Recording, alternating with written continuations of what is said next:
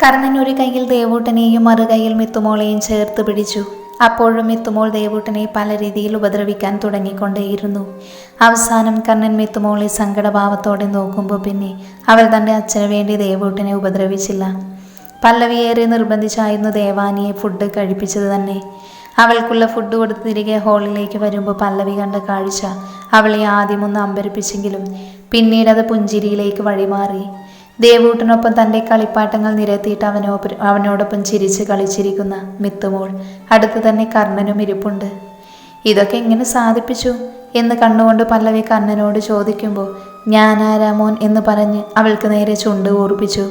ഒരു ചിരിയോടെ പല്ലവി ദേവയാനിയെ കഴുകിയ പാത്രങ്ങളുമായി കിച്ചണിലേക്ക് വരുമ്പോൾ മിത്തുമോളെയും ദേവൂട്ടനെയും ഒന്ന് നോക്കിയ ശേഷം അവൻ അവൾക്ക് പിന്നാലെ ചെന്നു. കർണൻ വരുമ്പോൾ സാരിയുടെ മുന്താണി പിടിച്ച് ഇടുപ്പിൽ കുത്തിയ ശേഷം പാത്രങ്ങൾ ഓരോന്നായി കഴുകിയെടുക്കുന്ന പല്ലവിയെയാണ് കണ്ടത്. അവൻ മെല്ലെ പിന്നിൽ നിന്നും അവളെ വയറ്റിലൂടെ ചുറ്റിപ്പിടിച്ചതും അവളൊന്ന് പൊള്ളിപ്പിടഞ്ഞുകൊണ്ട് കർണന് നേരെ തിരിഞ്ഞു നിന്നു. കണ്ണെന്തെന്നത് കാണിക്കുന്നേ, വിട്ടേ, എൻ്റെ മേലാകെ അപ്പടി വിയർപ്പാ, ഒന്ന് മാറുന്നുണ്ടോ അങ്ങോട്ട്?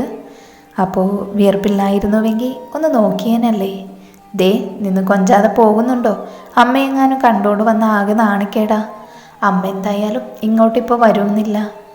കുഞ്ഞുങ്ങൾ രണ്ടും ഒറ്റയ്ക്കാ. അവിടെ കണ്ണേട്ടൻ അവരുടെ അടുത്ത് പോയി. കണ്ണ് തെറ്റിയാൽ വേണമെങ്കിൽ നമ്മുടെ കാന്താരി ദേവൂട്ടിനെ എടുത്ത് ഉരുട്ടും. അങ്ങനെയൊന്നും ഉണ്ടാവില്ല. ഇപ്പം രണ്ടാളും നല്ല കൂട്ടാ, നീ കണ്ടതല്ലേ. എന്തൊക്കെ പറഞ്ഞിട്ടും തന്നിൽ നിന്നും അടർന്നു മാറാതെ ചേർന്ന് നിൽക്കുന്ന കർണനെ നോക്കി പല്ലവി പറഞ്ഞു. എന്താ ഉദ്ദേശം? ഇത്രയും നാളില്ലാത്തൊരു സ്നേഹപ്രകടനമാണല്ലോ ഇന്ന്. ഇന്നലെയല്ലേ ശരിക്കും നിന്നിലെ സ്നേഹം എന്തെന്ന് മനസ്സിലാക്കിയത്. അതിനുശേഷം എന്തോ നിന്നിൽ നിന്നും അടർന്നു പോവാൻ കഴിയുന്നില്ല. എപ്പോഴും ഇങ്ങനെ തന്നെ നിൽക്കാൻ തോന്നുക. അങ്ങനെ ഇപ്പോൾ മോനെ എന്നെ ചേർന്ന് നിൽക്കണ്ട, പോയേ. ശരി എന്നാൽ ഞാൻ പോയേക്കാം. അത്രയും പറഞ്ഞ് കർണൻ അവളിൽ നിന്നും കരങ്ങൾ പിൻവലിക്കുമ്പോൾ അവളൊന്ന് ചിരിച്ചു. എന്നാൽ അതേ നിമിഷം തന്നെ അവളുടെ കണ്ണുകൾ മിഴിഞ്ഞു പോകത്തക്ക രീതിയിൽ അവളുടെ ചുണ്ടുകൾ അവൻ കവർന്നെടുത്തിരുന്നു.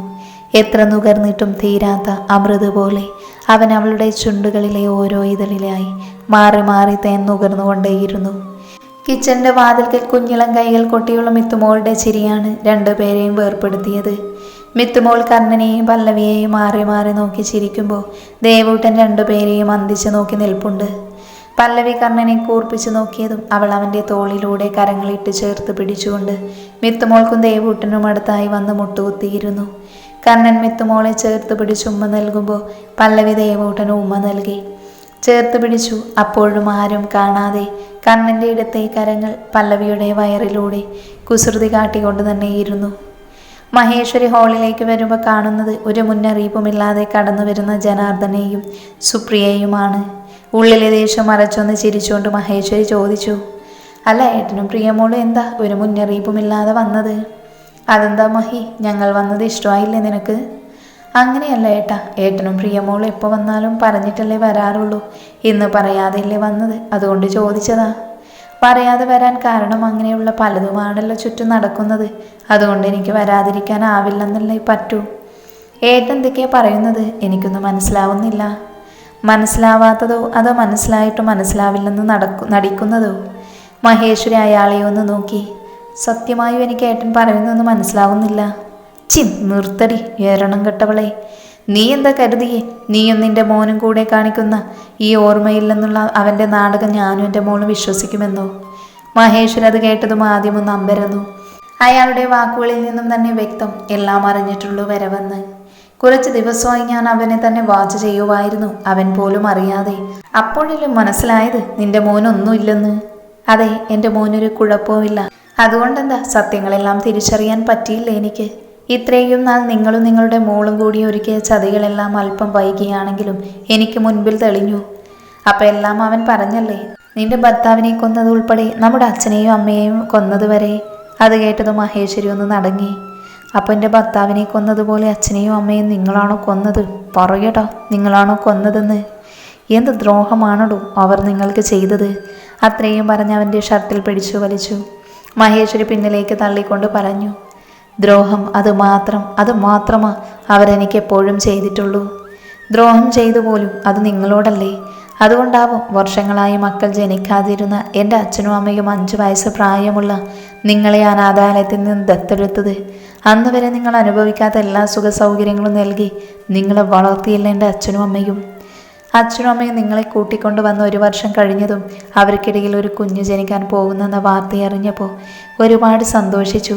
കാരണം നിങ്ങളുടെ ഐശ്വര്യം കൊണ്ടാണ് അതെല്ലാം നടന്നതെന്ന് എൻ്റെ വീട്ടുകാർ വിശ്വസിച്ചു. ഞാൻ അവർക്കരികിൽ വന്നെങ്കിൽ പോലും എന്നേക്കാളേറെ നിങ്ങളെ സ്നേഹിച്ചു, ചേർത്ത് പിടിച്ചു. ഞാനും സ്വന്തം ഏട്ടനായി തന്നെ എൻ്റെ അച്ഛനെയും അമ്മയേക്കാൾ ഏറെ നിങ്ങളെ സ്നേഹിച്ചു. പക്ഷേ ആ സ്നേഹത്തിന് പകരമായി നിങ്ങൾ എനിക്ക് തന്നതെന്താ? കണ്ണുനീര് മാത്രം. ആദ്യം എൻ്റെ ഭർത്താവിനെ എന്നിൽ നിന്നും അടർത്തിയെറിഞ്ഞു. പിന്നെ അച്ഛനും അമ്മയും. എൻ്റെ മോനെ പോലും നിങ്ങൾ കൊല്ലാൻ നോക്കിയില്ലേ? അതേടി, ഞാൻ നിനക്ക് തന്നതെല്ലാം നഷ്ടം തന്നെയാ. എനിക്ക് അവകാശപ്പെട്ട സ്വത്തുക്കൾ പോലും നിന്റെ പേരിലാക്കിയില്ലേ അവർ? അതാ എന്നെക്കൊണ്ട് അവരെ കൊല്ലേണ്ടി വന്നത്. നിന്റെ ഭർത്താവിനെ ഞാൻ കൊല്ലാൻ കാരണം ഞാൻ കമ്പനിയിൽ നിന്ന് പണം വെട്ടിച്ചതെല്ലാം അവൻ കണ്ടുപിടിച്ചു. എനിക്കെതിരെ ആക്ഷൻ എടുക്കുമെന്ന് വരെ പറഞ്ഞു. കമ്പനിയിൽ നിന്നും എന്നെ പുറത്താക്കാൻ നോക്കി. പിന്നെ വെറുതെ ഇരിക്കുമോ? കൊന്നു ഞാൻ അവനെ. അത് നിന്റെ തന്ത എങ്ങനെയോ അറിഞ്ഞു. അങ്ങേരെ മാത്രം തട്ടാനായിരുന്നു പ്ലാന്. അതിൻ്റെ ഇടയ്ക്ക് അവർ കൂടി കയറി വന്നപ്പോൾ കൊല്ലേണ്ടി വന്നു. അവർ ചത്തപ്പോഴെങ്കിലും സ്വത്തിൽ എനിക്ക് അവകാശം ഉണ്ടാവുമെന്ന് കരുതി. പക്ഷേ പോകും മുൻപ് എല്ലാം നിന്റെ പേരിലാക്കിയിട്ടാ പോയേ. എന്താവശ്യം വന്നാലും നിന്റെ മുന്നിൽ യാചിച്ചു നിൽക്കേണ്ട അടിമയെ പോലെ. അതുകൊണ്ട് തന്നെയാ അന്ന് മറ്റവളെയും അവനെയും തീർത്തപ്പോൾ നിന്റെ മോനെയും അന്ന് കൊല്ലാൻ തീരുമാനിച്ചത്. എന്നാൽ അതിനിടയ്ക്ക് നീ വന്നില്ലായിരുന്നുവെങ്കിൽ അവനെയും കൊന്ന് നിന്നെ ഒരു ഭ്രാന്തിയാക്കിയ ശേഷം ഇതെല്ലാം വെട്ടിപ്പിടിച്ചേനെ ഞാൻ. പക്ഷെ എനിക്ക് പറ്റിയ ചെറിയ പിഴവ് കൊണ്ടാണ് ഇന്ന് നീയും നിന്റെ മോനും ജീവനോടെ നിൽക്കുന്നത്. ജനാർദ്ദനൻ അത്രയും പറഞ്ഞു തീർത്തത് മഹേശ്വരി പാഞ്ഞു വന്ന അയാളുടെ കഴുത്തിന് കുത്തിപ്പിടിച്ചു. കൊല്ലുമട നായെ നിന്നെ ഞാൻ. എന്നിൽ നിന്നുമെല്ലാം തട്ടിപ്പറിഞ്ഞ താന് ഇനി ജീവനോടെ ഇരിക്കാൻ പാടില്ല. കൊല്ലു ഞാൻ. വീണ്ടും അയാളുടെ കഴുത്തിൽ പിടിമുറുക്കിയതും തന്നെ അയാൾ തിരിച്ചു മഹേശ്വരിയുടെ കഴുത്തിൽ കുത്തിപ്പിടിച്ചു. ഒരു നിമിഷം ശ്വാസമെടുക്കാൻ പിഴഞ്ഞ അവർ അയാളിൽ പിടിപിടിച്ച് അയാൾക്കുള്ളിൽ കിടന്ന് പിടഞ്ഞു. അത് കണ്ടതും അവരെ നോക്കി ചിരിച്ചുകൊണ്ട് വീണ്ടും കഴുത്തിൽ പിടിച്ചു ഞെരിച്ചുകൊണ്ട് തന്നെ ഇരുന്നു. ഇതെല്ലാം കണ്ട് സുപ്രിയ ചിരിച്ചുകൊണ്ട് അയാൾക്ക് പിന്നിൽ തന്നെ നിൽപ്പുണ്ടായിരുന്നു. ദത്തൻ സ്റ്റെപ്പ് ഇറങ്ങി താഴേക്ക് വരുമ്പോൾ കണ്ട് ഒരിറ്റു ജീവനായി ജനാർദ്ദനന്റെ കരങ്ങളിൽ കിടന്ന് പിടയുന്ന തൻ്റെ അമ്മയെ. അവൻ ദേഷ്യത്തിൽ പാഞ്ഞു വന്ന അയാളെ ചവിട്ടുമ്പോൾ അയാൾ ബാലൻസ് തെന്നി അവരിലെ പിടിവിട്ട് നിലത്തേക്ക് വീണു. ദത്തൻ മഹേശ്വരിയെ താങ്ങിപ്പിടിച്ച് അടുത്ത് കിടന്ന സോഫയിൽ ഇരുത്തിയ ശേഷം ഒരു ഗ്ലാസ് വെള്ളം കുടിക്കാൻ നൽകുമ്പോൾ അവൾ ആർത്തിയോടെ അത് കുടിച്ചു. ഡോ, നീ എൻ്റെ അച്ഛനെ ചവിട്ടിയല്ലേ? അത്രയും പറഞ്ഞ് ദത്തന് നേരെ പാഞ്ഞെടുത്ത സുപ്രിയയുടെ കരണത്ത് മാറി മാറി ദത്തനടിച്ചു. എടാ വിടടാ അവളെ. അതും പറഞ്ഞ് ദത്തനെതിരെ തിരിഞ്ഞ ജനാർദ്ദനെ വീണ്ടും ആഞ്ഞ അയാളുടെ നെഞ്ചു നോക്കി ചവിട്ടിയ ശേഷം സുപ്രിയയുടെ മുടിക്ക് കുത്തിപ്പിടിച്ച് അവിടെ കണ്ട മേശയുടെ കൂർത്ത മുനമ്പ് നോക്കി അവളുടെ നെറ്റി കൊണ്ടിടിച്ച് അവൾ വേദന കൊണ്ട് പുളഞ്ഞു താഴേക്ക് വീണു. ദത്തൻ ജനാർദ്ദൻ്റെ അടുത്തേക്ക് സുപ്രിയയെ മുടിക്ക് കുത്തിപ്പിടിച്ച് വലിച്ചിഴച്ചു കൊണ്ടിട്ട ശേഷം പറഞ്ഞു, മോളെയും കൊണ്ട് ഈ നിമിഷം പോയില്ലെങ്കിൽ തന്തയെയും മോളെയും ഇവിടെ ഇട്ട് കൊത്തിക്കും. പക്ഷെ ഞാനത് ചെയ്യാത്തത് നിങ്ങൾ നീറണം. പലരുടെയും മരണം കൺമുൻപിൽ കണ്ട് ആനന്ദിച്ച് നിങ്ങളുടെ മുൻപിൽ ഇവൾ തീരണം. അത് കണ്ട് അലമുറയിട്ട് കരയുന്ന നിങ്ങൾക്കടുത്ത് വരും നിങ്ങളുടെ കാലനായ അവനെയും കൂട്ടി. അന്ന് നിങ്ങൾ തകർത്തെറിഞ്ഞ പലരുടെയും കുടുംബത്തിൻ്റെയും മുന്നിലിട്ട് തീർക്കും നിങ്ങളെ. അതുകൊണ്ടിപ്പോൾ എൻ്റെ ഔദാര്യമാണ് അച്ഛൻ്റെയും മോളുടെയും ജീവനെന്ന് കരുതി പോകാൻ നോക്ക്. ജനാർദ്ദന് സുപ്രിയ നിലത്തു നിന്നും അയാളിലേക്ക് ചേർത്ത് പിടിക്കുമ്പോൾ അവളുടെ നെറ്റിയിൽ നിന്നും ചോര വാർന്നൊലിക്കുന്നുണ്ടായിരുന്നു. അവൾ ബോധം മറഞ്ഞ അയാളുടെ കരങ്ങൾക്കുള്ളിൽ കിടന്നു. ഞാനിപ്പോൾ പോകുക, പക്ഷേ വരും ഞാൻ ഈ വീട്ടുമുറ്റത്ത് തന്നെ നിന്റെയും നിന്റെ തള്ളയുടെയും കുഴിമാടം ഒരുക്കാൻ കണക്കിന്. അതിന് നിങ്ങളും നിങ്ങളുടെ മോളും ജീവനോടെ ഉണ്ടെങ്കിലല്ലേ. ഇനി അധികം ദിവസങ്ങളില്ല അച്ഛനും മോൾക്കും. 2 പേരുടെയും മരണം അത് എണ്ണപ്പെട്ട് കഴിഞ്ഞിരിക്കുന്നു. അത്രയും അവരെ നോക്കി പറഞ്ഞ ശേഷം അവരെ 2ആളെയും പിടിച്ച് പുറത്തേക്ക് തള്ളിക്കൊണ്ട് മുന്നിൽ നിന്ന് ശങ്കരനെ നോക്കി പറഞ്ഞു, ശങ്കരേട്ട, ഈ 2 കൊടിച്ചിപ്പട്ടികളെയും അവർ വന്ന വണ്ടിയിൽ തന്നെ കയറ്റിവിട്ട് ഒരു ശുദ്ധികലാശം തന്നെ ഈ വീട്ടിൽ നടത്തണം. അത്രയ്ക്ക് നികൃഷ്ട ജന്മങ്ങളാണ് രണ്ടും. അത്രയും പറഞ്ഞ് അവൻ അകത്തേക്ക് പോകുമ്പോൾ ശങ്കർ അതുപോലെ തന്നെ ചെയ്തിരുന്നു. ജനാർദ്ദനന്റെ മനസ്സിലെ പക ആളിക്കത്തി. ദത്തൻ അത്യാവശ്യമായി അവൻ്റെ വീട്ടിലേക്ക് വരാൻ പറഞ്ഞതും അനിരുദ്ധിനെയും കൂട്ടി കർണൻ അവിടേക്ക് പാഞ്ഞു. കർണൻ വരുമ്പോൾ ഹാളിൽ മഹേശ്വരിയുടെ അടുത്തായി ദത്തൻ ഇരിപ്പുണ്ടായിരുന്നു. നീ എന്താ അത്യാവശ്യമായി കാണണമെന്ന് പറഞ്ഞത്? എന്തേലും പ്രോബ്ലം ഉണ്ടായോ? കണ്ണൻ അവനെ ഓപ്പോസിറ്റായി ഇരുന്നു കൊണ്ട് ചോദിക്കുമ്പോൾ അനിരുദ്ധും കണ്ണനൊപ്പം അവിടേക്കിരുന്നു. അത് പറയാൻ അത്യാവശ്യമായി വരാൻ പറഞ്ഞത്. അത്രയും പറഞ്ഞ ശേഷം കുറച്ച് മുൻപ് ജനാർദ്ദനും സുപ്രിയയും വന്നത് മുതലുള്ള എല്ലാ കാര്യങ്ങളും ദത്തൻ കർണനോട് പറഞ്ഞു. അപ്പോൾ അച്ഛനും മോളും രണ്ടും കൽപ്പിച്ച് തന്നെയാണ് ഇപ്പോഴും എല്ലാം ഇന്നുവരെ വെട്ടിപ്പിടിച്ച് നേടിയതിൻ്റെ അഹങ്കാരം, അതാ ഇത്ര ധൈര്യം. പക്ഷേ ഇനിയുള്ളത് തന്തയുടെയും മോളുടെയും നാശത്തിൻ്റെ എണ്ണപ്പെട്ട ദിവസമാണെന്ന് രണ്ടും അറിയുന്നില്ല. ഇനിയും വൈകിപ്പിക്കുന്നത് എന്തിനാ മക്കളെ? അയാൾ മരിക്കണം. എനിക്കെല്ലാം നഷ്ടമായി. അച്ഛൻ, അമ്മ, ഭർത്താവ്, ഇനി ഇവൻ മാത്രമേ ഉള്ളൂ. ഇവൻ എന്തേലും സംഭവിച്ചാൽ ഞാൻ പിന്നെ ജീവനോടെ ഇരിക്കില്ല. അതിനു മുൻപ് അയാളുടെ മോളും തീരണം. അതെനിക്ക് എൻ്റെ ഈ കണ്ണുകൊണ്ട് തന്നെ കാണണം. അമ്മ അതിനു വേണ്ടി തയ്യാറായിരുന്നു. അവർ രണ്ടുപേരുടെയും മരണം കാണാൻ ആഗ്രഹിക്കുന്ന എല്ലാവരുടെയും മുൻപിൽ വെച്ച് തന്നെ ഞങ്ങൾ നടത്തിയിരിക്കും. അത്രയും പറഞ്ഞ് മനസ്സിലെന്തോ കണക്കുകൂട്ടൽ നടത്തുകയായിരുന്നു കർണൻ. പല്ലവി ദേവൂട്ടനെയും മിത്തുമോൾക്കും ഉച്ചയ്ക്കുള്ള ആഹാരം കൊടുത്ത് തിരിയുമ്പോൾ കണ്ടു തനിക്ക് മുൻപിൽ ചിരിച്ചുകൊണ്ട് നിരന്നു നിൽക്കുന്ന അർച്ചനയെയും സൂര്യയെയും കാർത്തികയെയും. നിങ്ങളിതെപ്പോൾ വന്നു? പല്ലവി അവരെ നോക്കി ചോദിച്ചു.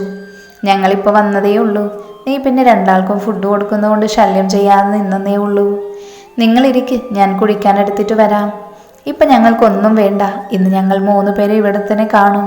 അതുകൊണ്ട് ഇപ്പം ഒന്നും വേണ്ട. എങ്കിൽ പോയി ഡ്രസ്സ് മാറി വാ, ഞാൻ കഴിക്കാനെടുക്കാം. എൻ്റെ പല്ലവി, ഞങ്ങൾക്കൊന്നും വേണ്ട ഇപ്പോൾ, സൂര്യ അവളെ നോക്കി പറഞ്ഞു. എങ്കിൽ പിന്നെ പോയി ഫ്രഷായി വാ, 3 കൂടെ. വന്ന നിൽപ്പ് തന്നെ നിൽക്കാതെ. പല്ലവി പറഞ്ഞിട്ടും അകത്ത് പോകാതെ അവിടെ തന്നെ നിൽക്കുന്ന അർച്ചനയെയും കാർത്തികയെയും സൂര്യയെയും പല്ലവി ഒന്ന് നോക്കി. അതെ, ഞങ്ങൾക്ക് നിന്നോടൊരു കാര്യം പറയാനുണ്ട്. കുറച്ച് ദിവസമായി പറയണമെന്ന് കരുതിയിരുന്നതാ. അപ്പോഴായിരുന്നില്ലേ സഞ്ജയുടെ മരണം. അതുകൊണ്ട് പിന്നെ അത് വിട്ടുപോയി. ഇനിയും പറയാതിരുന്ന ഞങ്ങൾ പറയാതെ അത് നീ അറിയുമ്പോൾ ഞങ്ങളായി നിന്നോടൊന്നും പറഞ്ഞില്ലല്ലോ എന്നൊരു വിഷമം വരുത്തല്ലോ. കാർത്തിക അവളെ നോക്കി പറഞ്ഞു. എന്താ 3 കൂടെ വല്ല തരികിടയും ഒളിപ്പിച്ചോ? അതാണോ ഒരുമിച്ച് ഇങ്ങനെ വന്ന് നിൽക്കുന്നേ? തരികിടയൊന്നുമല്ല, ഒരാൾക്ക് ആരും അറിയാതെ ഒരാളോടൊരു പ്രേമം. ഞാൻ തന്നെ കുറച്ച് ദിവസം മുൻപാണ് അറിഞ്ഞത് തന്നെ. കാർത്തിക പല്ലവിയെ നോക്കി പറയുമ്പോൾ പല്ലവി അർച്ചനയും സൂര്യയെയും മാറി മാറി നോക്കി. എന്നിട്ട് അർച്ചനയെ നോക്കി പറഞ്ഞു. എന്തായാലും സൂര്യ ആവില്ല. അവരുടെ കല്യാണം ഉറപ്പിച്ചത് എല്ലാവർക്കും അറിയാം. പിന്നെ കാർത്തികയും ഓൾറെഡി സെറ്റായതാ. പിന്നെ ഉള്ളത് നീയാ. പറ, ആളാരാ? എടി, അത് പിന്നെ നിന്നോട് മനഃപൂർവ്വം പറയാത്തതല്ല. നിന്നോട് പറയാനൊരു ചമ്മലായോണ്ടാ പറയാന്നേ. നീ ആളാരെന്ന് പറ, എന്നിട്ട് എനിക്ക് പറയാനുള്ളത് ഞാൻ പറയാം. അത് വേറെ ആരുമല്ല, അനിരുദ്ധേട്ടൻ. അത് കേട്ടത് ഒരു അമ്പരപ്പോടെ പല്ലവി അർച്ചനയെ നോക്കി. എന്താ, അനിരുദ്ധേട്ടനോ? ഇതൊക്കെ എപ്പോ? നേർക്കുനേർ കണ്ട ചാടിക്കടിക്കുന്ന ഏട്ടനും നീയും ഇതെങ്ങനെ? എനിക്ക് വിശ്വസിക്കാനാവുന്നില്ല. പല്ലവി അത് പറയുമ്പോൾ അർച്ചന പിന്നൊന്നും മറച്ചു വെക്കാതെ അവർ തമ്മിൽ ഇഷ്ടം പറഞ്ഞതും അനിരുദ്ധിനൊപ്പം വീട്ടിൽ പോയി അമ്മയെ കണ്ടതുവരെ എല്ലാം തുറന്നു പറഞ്ഞു. അർജുനേട്ടൻ വിളിക്കുമ്പോഴാ ഞാൻ അറിയുന്നത് അനിരുദ്ധേട്ടൻ നിന്റെ ഏട്ടത്തിയാവാൻ പോകുന്നു. ഏട്ടൻ സ്നേഹിക്കുന്ന പെണ്ണിനെ വീട്ടിൽ കൊണ്ടുവന്നു എന്ന് കമ്മ വിളിച്ചപ്പോൾ പറഞ്ഞെന്ന്. ആരെന്നറിയാൻ അപ്പോൾ തന്നെ ഞാൻ അമ്മയെ വിളിക്കുമ്പോഴല്ലേ അത് വേറെ ആരുമല്ല, ഈ നിൽക്കുന്നവളായിരുന്നു എന്ന്. ആദ്യം ഇവൾ എന്നോട് പറഞ്ഞില്ലല്ലോ എന്ന് സങ്കടം തോന്നിയെങ്കിലും പിന്നെ ഞങ്ങൾ രണ്ടാളും ഒരേ കുടുംബത്തിൽ തന്നെയല്ലേ പോകുന്നതെന്നോർത്ത് സന്തോഷം തോന്നി. എന്നാലും അച്ചു, അതിനുശേഷം നീ ഇവിടെ വന്നപ്പോഴെങ്കിലും പറയായിരുന്നില്ലേ? സൂര്യ നിനക്കെങ്കിലും പറഞ്ഞൂടായിരുന്നില്ലേ? എനിക്കത് എത്ര സന്തോഷമുള്ള കാര്യമായിരുന്നു. തൽക്കാലം ആരോടും പറയണ്ട, സമയമാകുമ്പോൾ ഇവൾ തന്നെ പറയാമെന്ന് പറഞ്ഞതുകൊണ്ടാണ് ഞാനൊന്നും പറയാതിരുന്നത്. സൂര്യ പല്ലവിയെ നോക്കി പറഞ്ഞു. കണ്ണേട്ടനറിയുമോ ഇത്? അറിയാം. ഓഹോ, അപ്പം എല്ലാവരും ഒത്തുള്ള പരിപാടിയായിരുന്നല്ലേ? ഞാൻ മാത്രം വണ്ടി, എന്നോട് മാത്രമൊന്നും ആരും പറഞ്ഞില്ല. എൻ്റെ പല്ലവി, മനഃപൂർവ്വം പറയാത്തതല്ല. ഇതിൻ്റെ പേര് നീ പിണങ്ങി മാത്രം ഇരിക്കരുത് പ്ലീസ്. ഞാനിന് പിണങ്ങിയിട്ടെന്തിനാ? എന്തായാലും കണ്ണേട്ടൻ വരട്ടെ. നിങ്ങൾ പറയാതിരുന്നത് പോട്ടെ, അത് ഞാൻ സഹിക്കും എന്ന കണ്ണേട്ടൻ. എടി അനിരുദ്ധേട്ടൻ എൻ്റെ വീട്ടിൽ കൂടി സംസാരിച്ച് ഓക്കെ ആയ ശേഷം നിന്നോട് സർപ്രൈസായി പറഞ്ഞാൽ മതിയെന്ന് പറഞ്ഞുകൊണ്ടിരിക്കും ഏട്ടൻ പറയാതിരുന്നത്. നീയൊക്കെ ഇനി ഒന്നും പറയണ്ട, എല്ലാം കണക്കാ. പോയി ഡ്രസ്സ് മാറ്റി വാ. അത്രയും പറഞ്ഞ് ആരെയും നോക്കാതെ പല്ലവി പോകുമ്പോൾ അർച്ചനയെ നോക്കി കാർത്തിക പറഞ്ഞു. പിണങ്ങിപ്പോയതാണോടി അവൾ? ഏയ് ഇല്ലടി, നമ്മൾ നേരത്തെ പറയാത്തതിൻ്റെ വിഷമം ആൾക്ക്. പിന്നെ ഏട്ടനും അറിഞ്ഞിട്ടും പറഞ്ഞില്ലല്ലോ, അതൊക്കെ കൊണ്ടുള്ളതാ ഈ മൗനം. കുറച്ച് കഴിയുമ്പോൾ തന്നെ താനെ ശരിയായിക്കോളൂടി.